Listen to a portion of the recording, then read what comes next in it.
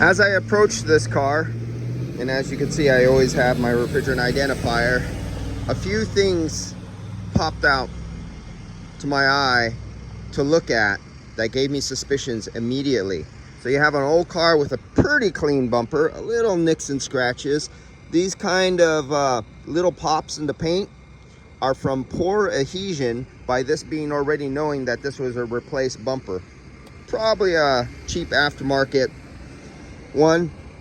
Improper paint prep is the reason for these chips. Not that rocks hit them. Rocks did hit them, but they should not have chipped like this. This is just from somebody not knowing what they're doing when they're painting. Little hit right here, you see this crack, no flex additive. Oh, it was repaired. No, that's just something on the outside. And popped away off of the paint. Should not do that when properly done. Where they taped it, very poor taping down here, and the black they sprayed over here. Got rid of the pebble grain. That's a dead giveaway, and it's peeling off. So you know it's been in a body shop.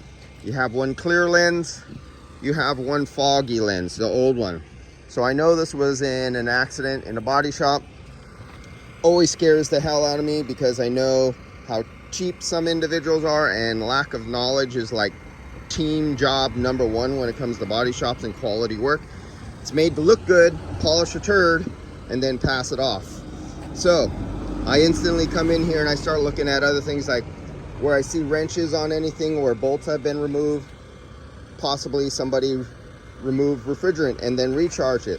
So before recovering, now I got to get a different tank. I can't use my 134 tank. I have to go get my contaminated tank. And why do I have to get my contaminated tank? Because we have this butamus going on here.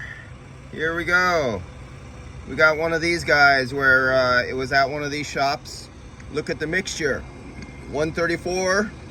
Then you have the R12 or YF refrigerant. I can bet you it's most likely YF refrigerant. One of those guys who don't own a refrigerant analyzer. Look at that air content. 5.8% air. We got Hackmandu from Catmandu, who was the last one who worked on this thing.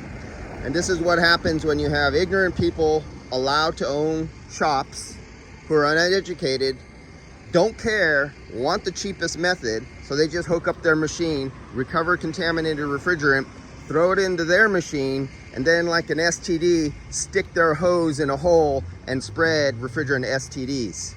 These are the kind of people we need to educate or eliminate out of our trade. See you guys later. Enjoy.